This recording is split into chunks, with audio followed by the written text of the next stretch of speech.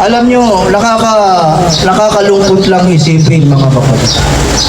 Sa dami ng mga tao na nag-observe niyan doon sa Maynila, at I'm sure pati sa Mindanao, sa Visayas, yung mga gumaya ng translation na yan, hindi talaga sila nagbabasa ng Bible.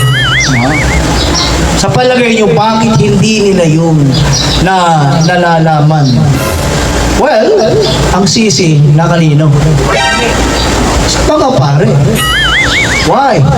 Kasi mga pare, kinukonsinti nila yung practice of idolatry, which is the number 2 commandment. Thou shalt not bow down, thou shalt not worship images, idols made in the likeness of man or anything in heaven and on earth. Yung number 2, second commandment, hindi po yun itinuturo ng mga pare, mga kapatid.